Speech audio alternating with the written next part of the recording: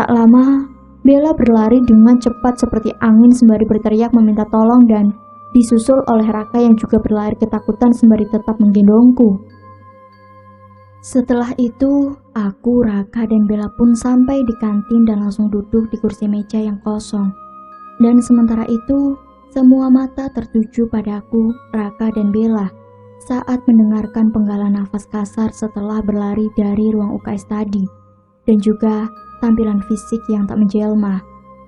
Lalu tiba-tiba Bu Wati, penjual es teh di sekolahku, menyodorkan es teh manis kepada aku, Raka, dan juga Bella, walaupun di antara kita belum ada yang memesan.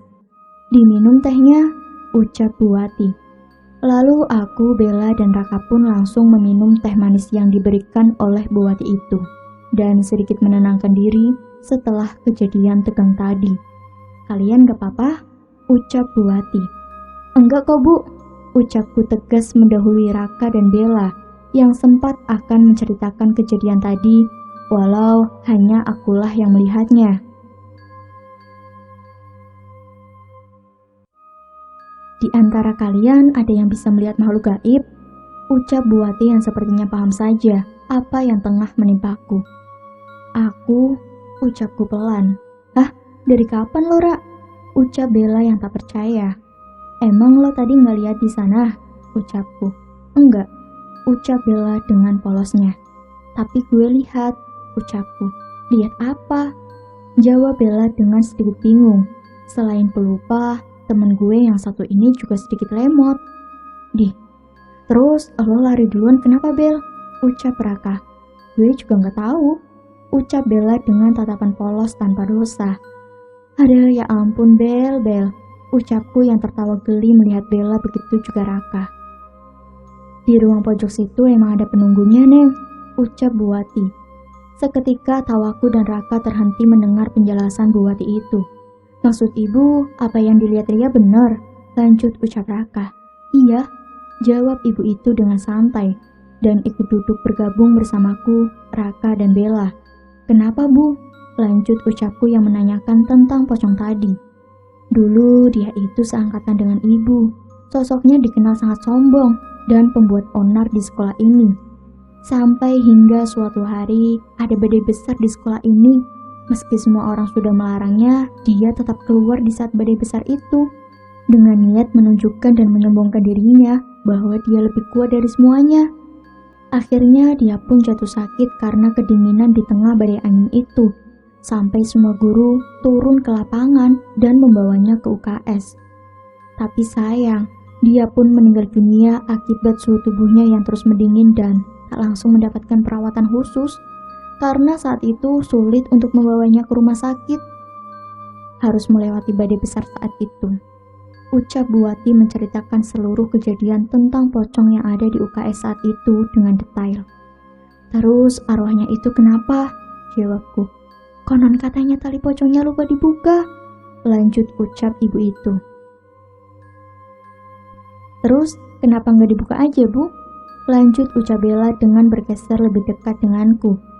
"Dan konon katanya lagi, kalau di pemakamannya sampai detik ini juga terus mengeluarkan bau tak sedap dan berbagai serangga mematikan ada di sana di saat setiap orang mencoba untuk menggalinya." Ucapan Bu Wati ini membuatku dan Bella semakin merinding saja. Sampai hingga tiba Karehan yang menghampiri meja kita. "Kok di sini, Ria?" ucap Karehan. Iya Kak, soalnya lapar pengen cari makan." "Ayo sini Kak, gabung," lanjut ucapku. "Gue males di sini," lanjut ucap Raka dengan berdiri sedikit lebih kasar dengan menendang meja di depannya. Kutarik lengan Raka langsung sesaat sebelum Raka melangkah pergi dari sini. "Siapa yang bakal gendong gue kalau lo pergi?" Ucapku berbisik tepat di telinga Raka, sesaat setelah Raka kembali terduduk di kursinya. "Karehan ganggu kalian ya?" lanjut ucap Karehan.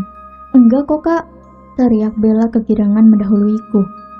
"Tolong siapin makanan juga buat kita ya bu," lanjut ucap Karehan kepada Buati.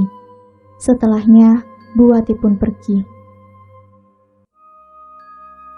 "Masih sakit ya?"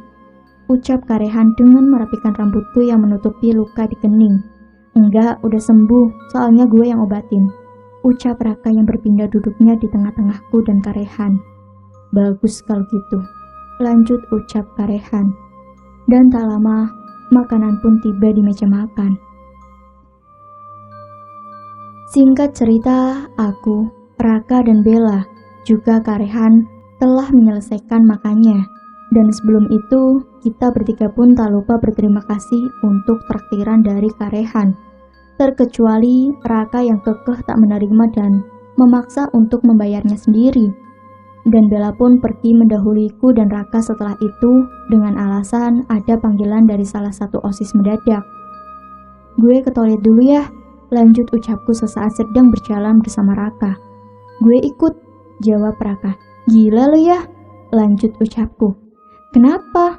jawab Raka heran. "Kok lo masih balik nanya sih?" lanjut jawabku yang kesal kepada Raka. "Gue gak akan masuk juga toge, lagian kamar mandi di bawah gak bisa dipakai, jadi lo harus pakai kamar mandi di atas. Gue cuma pengen mastiin lo gak apa-apa." "Kenapa gak bisa dipakai?" ucapku heran. "Airnya gak keluar," lanjut jawab Raka. "Yaudah, tapi awas lo ya kalau macem-macem," ucapku dengan menatap tajam wajah Raka. "Iya deh, janji satu macam aja," jawabnya bergurau. Singkat cerita, aku dan Raka pun telah tiba di kamar mandi atas. Suasana tak berubah dan tetap sunyi yang menyelimuti keadaan di sini. Langkahku sedikit berat saat akan menuju masuk ke dalam kamar mandi saat itu. "Nunggu apa?" ucap Raka.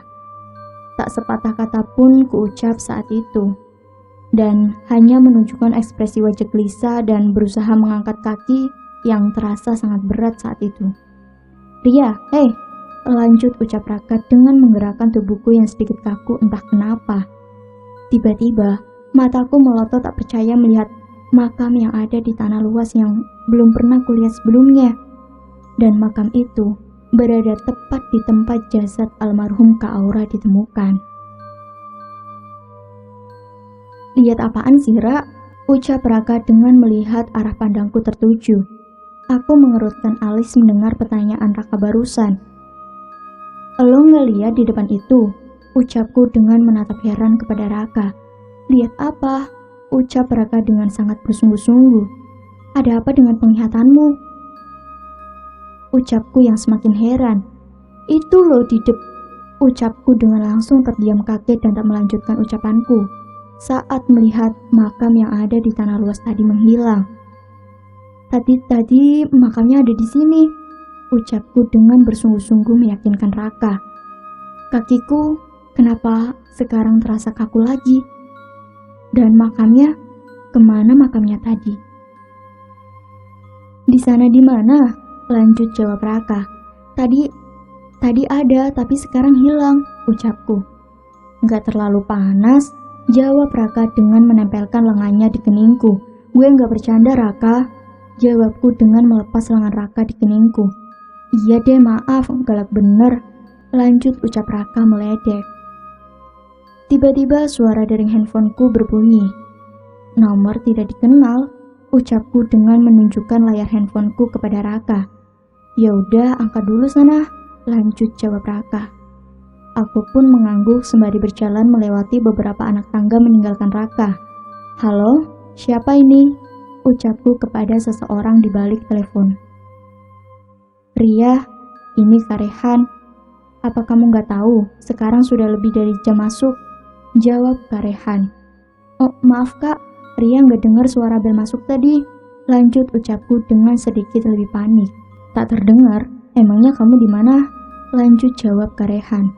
"Di kamar mandi Ucapku terpotong sesaat seseorang menyentuh pundakku dari arah menuju ke bawah di saat tubuhku tepat tengah mengarah ke atas. Sontak aku berteriak kaget saat setelah mencoba berbalik ke arah belakang, sampai sehingga handphoneku pun terlepas dari genggaman tanganku dan terjatuh ke bawah. "Ria? Halo, Ria? Kamu gak apa-apa, Ria? Ria? Halo?" teriak suara Karehan dari balik teleponku yang terjatuh. Namun pada akhirnya, panggilan Karehan terputus dengan tiba-tiba. "Astaga, Nek, Ria kaget tadi," ucapku sembari mengambil handphoneku yang terjatuh tak jauh dari Nek Sumi. Dan tak lupa setelahnya, aku pun bersalaman kepada Nek Sumi. "Nek Sumi kok ada di sini?" jawabku heran. Dengan pelan, Nek Sumi menaruh tongkat yang membantunya berdiri dan langsung duduk. Dan juga langsung menyuruhku untuk sama duduk di sebelahnya. Dan perlahan juga, Nek Sumi memegangi kedua tanganku secara tiba-tiba yang membuatku merasa bingung dengan kedatangannya. "Nenek hanya menemui cucu nenek yang bersekolah di sini," ucapnya pelan. "Cucu Nek Sumi? Yang mana dan siapa?" jawabku. "Pegang ini," lanjut ucap Nek Sumi dengan memberi serbuk tanah merah yang dibungkus dengan kain berwarna putih. "Ini apa?" jawabku dengan terus memperhatikan serbuk tanah merah yang dibungkus oleh kain berwarna putih ini. "Taburkan ke makam yang hilang," lanjut ucapnya. "Makam yang hilang? Tapi makam siapa?" ucapku heran. "Ria, udah belum?" sambung teriak Raka dari atas. "Sebentar, Nek, Ria bakal kenalin temen Ria ke nenek," ucapku sembari beranjak berdiri dan pergi menuju ke atas meninggalkan Nek Sumi. "Raka," ucapku kepada Raka yang tengah bersender di dinding dengan headset di telinganya. "Siapa yang nelpon?" ucap Raka. "Akan ku beritahu nanti, sekarang ikut aku," ucapku dengan menarik lengan Raka dengan cepat. Kemana?" ucap Raka. "Udah, ayo," jawabku. Setelahnya, aku pun berlari dengan menuruni beberapa anak tangga bersama Raka untuk menemui Nek Sumi. "Loh, kok nggak ada?" lanjut jawabku dengan menatap heran wajah Raka. "Mungkin salah tempat. Aku sedikit lupa di tangga keberapa Nek Sumi menemuiku tadi," ucapku dengan menarik kembali lengan Raka dan menuruni tangga. Dan di pemberhentian tangga selanjutnya, aku malah semakin bingung saat melihat Nek Sumi juga tak ada di sana. Tak berhenti di situ, aku terus menarik lengan Raka sampai di tangga terakhir dan mulai menyadari bahwa Nek Sumi telah pergi entah kemana. Aku semakin bingung saat itu dengan memikirkan langkah Nek Sumi yang sangat lambat dapat pergi menghilang dengan secepat ini. "Sekarang kemana?" lanjut ucap Raka. "Tapi tadi aku benar-benar melihatnya di tangga sana," jawabku. "Lihat siapa?" jawab Raka. "Nek Sumi. Tadi Ria ketemu Nek Sumi di atas. Terus katanya cucunya juga sekolah di sini, tapi Ria juga belum sempat nanya siapa nama cucunya tadi.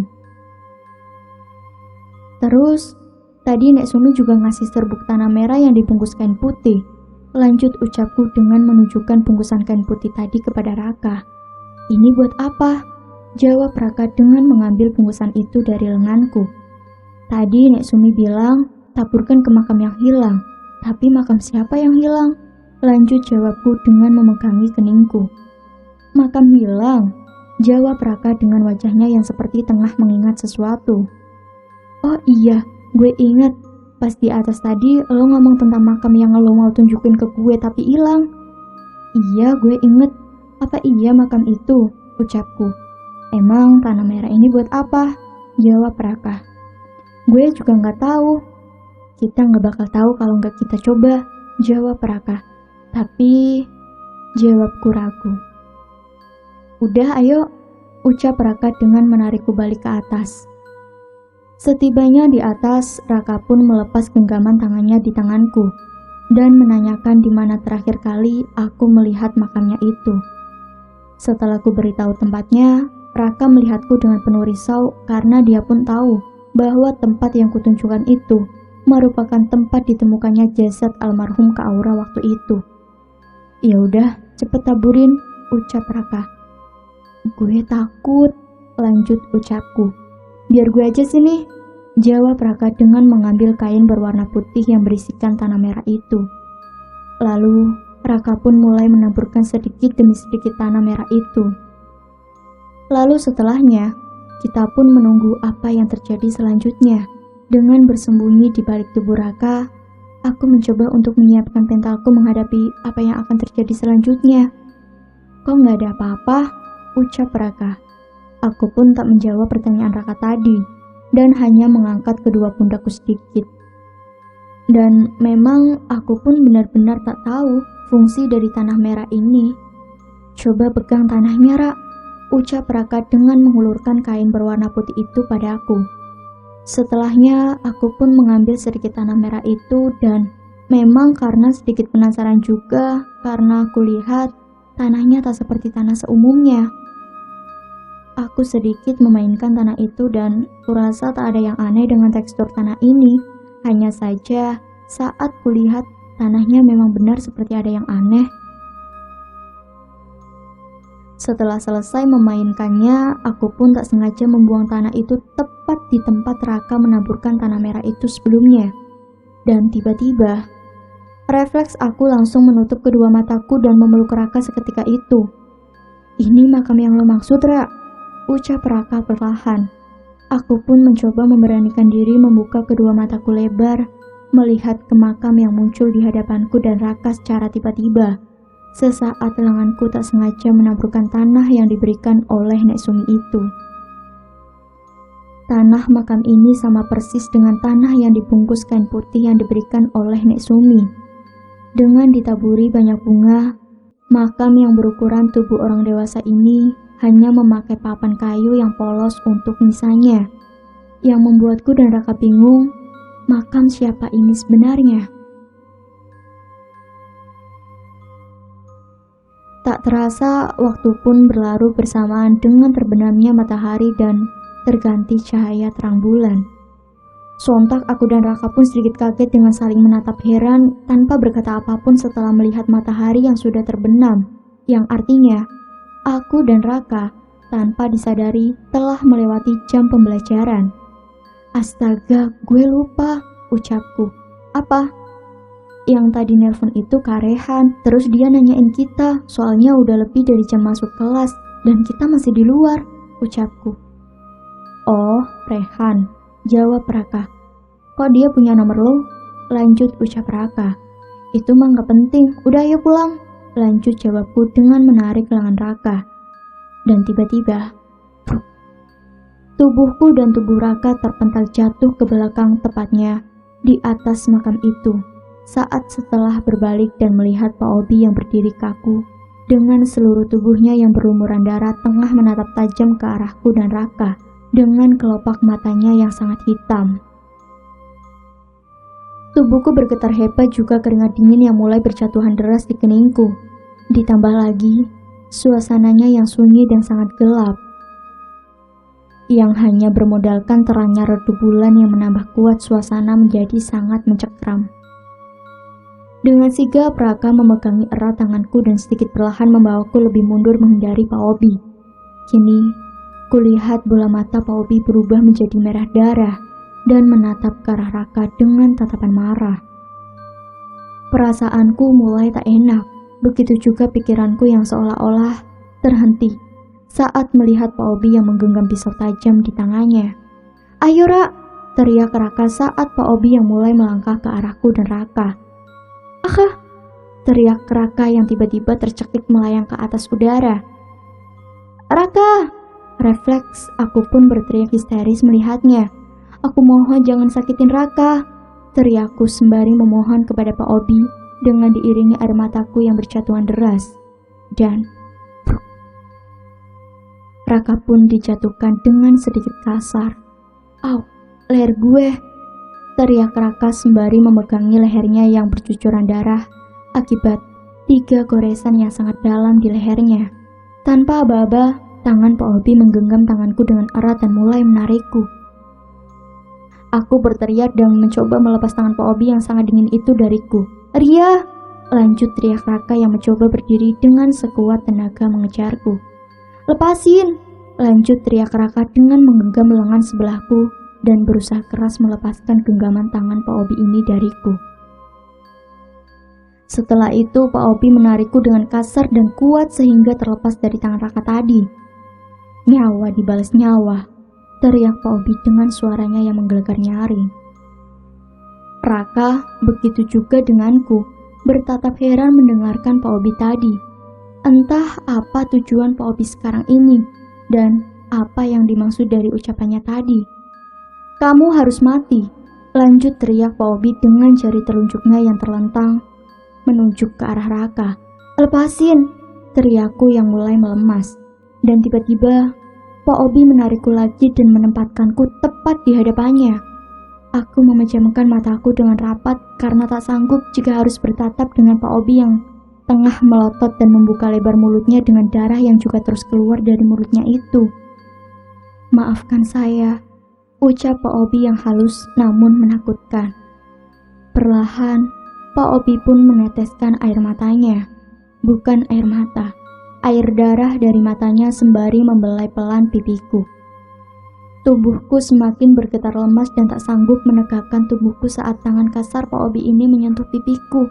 Lepasin Ria, teriak Raka dengan mendorong Pak Obi dari belakang, sehingga membuatnya terjatuh ke bawah dan tergeletak di tangga. Dan dengan sigap, Raka pun langsung memeluk menenangkanku. Tiba-tiba, kepala Pak Obi berputar ke arahku dengan menatap penuh kebencian dan kemarahan. Lalu tanpa aba-aba, Pak Obi berlari menaiki cepat anak tangga dengan merangkak dan juga kepalanya yang terbalik. Raka pun melepaskanku dari pelukannya dan mendorongku menjauh hingga terjatuh tak jauh darinya. Raka pun terpental ke belakang dengan mulutnya yang tiba-tiba memuntahkan darah akibat sundulan keras Pak Obi yang tepat mengenai perutnya. Raka, teriakku dengan sedikit kesulitan bergerak. Apa ini? Kenapa seluruh tubuhku kaku seperti ini? Apa maumu? Teriak lemas Raka yang berbaring tak berdaya di lantai dan Raka yang kesakitan saat Pak Obi berdiri di atas perutnya. Jangan sakiti Rakaku, jangan! Teriakku histeris tak henti-hentinya dengan air mata yang jatuh deras di pipiku. Bunuh saja aku. Tapi ingat, sampai kapanpun gue gak akan lepasin Ria ke tangan lo. Lanjut teriak Raka sembari menahan rasa sakitnya. Mati aja sana, teriak Pak Obi dengan tertawa kencang dan mengerikan, sembari terus berjalan di atas perut Raka tanpa ampun. Walau darah yang terus mengalir keluar dari mulut Raka. Bunuh aja gue, jangan Raka, teriakku yang semakin menjadi-jadi. Ria adalah anak kandung gue, teriak Pak Obi tepat di telinga Raka. Setelah itu, suara kilat tiba-tiba menggelegar keras bersamaan ucapan Pak Obi itu. Dengan awan hitam yang berubah menjadi putih terang hanya dalam waktu sekejap, lalu kembali gelap lagi menutupi awan-awan terang. Mulutku berhenti berbicara begitu jantungku yang seakan ikut berhenti. Aku menatap datar ke arah Pak Obi dengan air mataku yang mulai berjatuhan lambat di pipi. Hatiku tak menduga dan juga tak sepenuhnya percaya. Cuy, ucap Raka. Lalu Pak Obi memegangi kedua pipi Raka dengan sangat kuat, dengan sedikit menempelkan wajahnya terhadap Raka. Air darah yang keluar dari mulut Pak Obi menetes deras dan masuk ke dalam mulut Raka. Aku memejamkan mataku dengan air mataku yang mulai berjatuhan deras. Tak sanggup melihat semua siksaan ini kepada Raka. Dan pada saat itu juga, Raka berteriak histeris yang sangat kencang, namun perlahan menghilang. Aku membuka mataku cepat setelah mendengar teriakan Raka tersebut, dan tiba-tiba, tubuhku langsung terjatuh lemas tak percaya saat setelah melihat sebuah pisau menancap di tubuh Raka. Raka! Teriakku histeris dengan diiringi air mataku yang berjatuhan lambat di pipi. Tidak lama setelah itu, Pak Obi melangkah menghampiriku. Selangkah demi selangkah Pak Obi pun mendekatiku. Dengan kakiku yang mendadak kaku tak bisa digerakkan, aku mencoba menyeret tubuhku mundur ke belakang menghindari Pak Obi. Pergi, jangan mendekat, teriakku. Lalu langkah Pak Obi terhenti tepat di depanku. Begitu juga denganku yang terhenti, terhalang dinding sekolah. Betapa tidak beruntungnya aku dengan meninggalkan anak-anakku seorang diri tanpa menemaninya di saat kalian beranjak dewasa. Ini semua terjadi karena kesalahan ayahmu ini, yang sudah buta karena kenikmatan dunia. Kemari nak, ayah ingin memelukmu untuk pertama dan terakhir kalinya, ucap Pak Obi dengan diiringi air mata yang mengalir keluar dari matanya, menghapus darah yang hampir menutupi wajahnya itu. Pak Obi juga menutup mulutnya dan tak lagi mengalirkan darah dari mulutnya. Wajahnya pun kini terlihat bersih hanya dengan basuhan air matanya saja. Buah jatuh tak jauh dari pohonnya. Sempat ragu dan tak percaya, namun kini aku semakin bingung setelah melihat samar wajah asli Pak Obi yang sedikit menyerupai almarhum Kak Gian. Kau anak yang cantik, sama persis dengan ibumu. Dan ku yakin kau juga sangat pintar. Ikutlah dengan ayahmu ini dan kita akan habiskan waktu bersama seperti ayah dan buah hati yang sangat bahagia pada umumnya. Bukankah kau belum pernah merasakan kasih sayang dari ayahmu ini? Kemarilah nak, ikutlah dengan ayahmu ini, ucap Pak Obi. Sedangkan aku yang tengah mengalami dilema yang sangat berat yang baru kuhadapi selama hidupku ini, hanya berdiam melamun bingung dengan masih tak percaya dengan semua kenyataan ini. Tidak bisa seperti itu, teriak seseorang. Sulit dipercaya. Seketika mataku membulat sempurna. Senyuman bahagia pun terpancar indah di wajahku setelah melihat Kak Gian kembali, yang tengah berdiri tegak dengan keadaannya yang sangat sehat dan sedikit lebih tampan. Aku beranjak berdiri sembari menghapus air mataku dengan sedikit titik semangat yang seketika muncul di hatiku, dan langsung berlari menghampiri Kak Gian. Kak Gian pun melentangkan kedua tangannya dan siap untuk memelukku. Begitu juga aku yang berlari dengan melentangkan kedua tangan dan sudah tak sabar ingin memeluk Kak Gian. Namun langkahku tiba-tiba terhenti tepat di depan Kak Gian dan mulai sedikit berpikir, apakah ini hanya ilusiku saja? Kak Gian telah pergi meninggalkanku dan tak mungkin juga dia bisa kembali. Beberapa kali ku pejamkan mata dan juga mencubi tanganku sendiri, mencoba untuk membangunkanku dari semua ilusi ini. Sampai tiba-tiba Kak Gian memelukku dengan diiringi tangis bahagianya. Aku pun terdiam bingung, namun di sisi lain rasa bahagia bergejolak saat ku dapat melihat Kak Gian untuk kesekian kalinya. Dan perlahan ku balas pelukan Kak Gian dengan diiringi tangis bahagia juga. Pelukan inilah yang telah lama hilang dan yang sangat-sangat kurindukan. Tak pernah sedikit pun ku menyangka akan bisa merasakan lagi pelukannya. Ini benar-benar kakakku kan, Kak Gian? Ucapku pelan dan menatap wajah Kak Gian dengan mataku yang tengah berkaca-kaca. Siapa lagi? Kak Gian kan cuma satu-satunya kakak kamu, jawab Kak Gian dengan mengacak-ngacak rambutku. Setelah itu, aku pun memeluk kembali Kak Gian dengan perasaanku yang sangat benar-benar bahagia. Dan kakakmu telah berada di alam yang sama dengan ayah. Jadi, ayo ikut nak, lanjut Pak Obi. Kak, dia bukan ayah kita kan? Lanjut ucapku. Jawab kak, jawab. Ah, teriak Raka yang baru saja tengah melepaskan pisau tajam itu dari perutnya. Karena terlalu lama menunggu jawaban Kak Gian, aku bergegas meninggalkan Kak Gian dan Pak Obi menuju ke arah Raka. Melihat darah Raka yang terus mengalir dari perutnya itu, tanpa pikir panjang, aku langsung merobek sedikit rok bawahku dan langsung mengikatkan kainku itu di perut Raka untuk menghentikan pendarahannya. Tahan sebentar, aku yakin kamu kuat, ucapku. Setelah itu, aku membantu membangunkan Raka dan mendudukannya bersender di dinding sekolah. Lalu, aku pun meninggalkan Raka dan pergi menuju Kak Gian kembali. Kak, ucapku. Kakak harus kembali, lanjut ucap Kak Gian menyela ucapanku tadi. Tapi kak, ucapku dengan kembali meneteskan air mata. Alam kita berbeda sekarang. Kakak nggak bisa lama di sini. Yang jelas, kemanapun kamu pergi dan dimanapun kamu berada, Kak Gian akan tetap selalu berada di hati kamu. Ucap Kak Gian dengan mengelus lembut pipiku untuk terakhir kalinya. Dan ingat, Kamu harus kuat menghadapi semua kenyataan, lanjut ucapnya. Air mataku jatuh dengan bersamaan saat Kak Gian menghilang menjadi abu dan berterbangan ke atas. Tak sepatah kata pun terucap dari mulutku saat menyaksikan kepergian Kak Gian selamanya untuk kedua kalinya. Setelah itu, tiba-tiba, Pak Obi memegang lenganku dan menariknya dengan sangat kasar. "Lepasin!" teriakku dengan terus mencoba melepaskan tangan Pak Obi dariku. Namun, Pak Obi terus menarikku sekuat tenaga. Sampai tiba ia pun berhenti saat Raka yang berdiri lemas sembari memegang perutnya itu menghalangi langkah kaki Pak Obi. Mata Pak Obi berubah merah dengan menatap tajam ke arah Raka. "Lepasin Ria!" teriak Raka.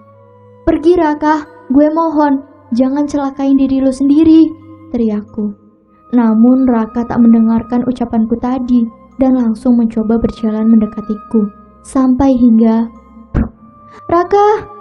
teriakku histeris saat melihat Raka yang terjatuh ke bawah dengan melewati beberapa tangga sampai kepalanya pun mengeluarkan darah. Hatiku semakin sakit saat ku melihat Raka tak lagi bisa menggerakkan tubuhnya dan hanya terbaring lemas di tangga dengan mata tertutup. Setelah itu, Pak Obi menarik kembali lengan tanganku. "Lepasin, gue gak mau ikut," teriakku dengan terus berusaha melepaskan lenganku. "Tunggu," lanjut ucap Nek Sumi yang entah datang dari mana. "Lepasin," ucap pelan Nek Sumi. Lalu tak lama, Pak Obi pun melepas genggaman tangannya dariku menuruti ucapan Nek Sumi. Tak berselang lama, aku pun berlari dan langsung bersembunyi di balik tubuh Nek Sumi. "Kembalilah, kau tak bisa memaksa mengajak Ria ke alammu. Dia punya kehidupannya sendiri. Tak lama lagi kamu akan bisa tenang di alammu," ucap Nek Sumi. Dan tak lama, Pak Obi pun patuh dan seketika pergi menghilang menjadi abu. Aku sedikit tak mengerti mengapa Pak Obi sepatu itu terhadap Nek Sumi. Namun yang jelas, sekarang aku bisa selamat dari Pak Obi. Setelah itu aku pun berlari menuruni tangga menghampiri Raka. Tak sanggup rasanya aku menahan derasnya air mataku saat melihat Raka yang terbaring tak berdaya seperti ini. Kualihkan kepala Raka ke pangkuanku dengan menutup luka di kepalanya yang terus mengeluarkan darah akibat benturan keras tadi. "Kenapa nasibmu harus seperti ini?" ucapku dengan tertunduk frustasi ke bawah. "Biarkan dia mati," ucap Nek Sumi dengan lembut namun mengerikan. Kulirik Nek Sumi dengan tatapanku penuh heran mendengarnya. "Dia harus mati," ucap Nek Sumi. "Tapi kenapa?" ucapku. "Ria!" lanjut teriak seseorang menyela pembicaraanku dengan Nek Sumi. "Ria!" lanjut teriak seseorang yang sepertinya semakin mendekat. "Kak Rehan!"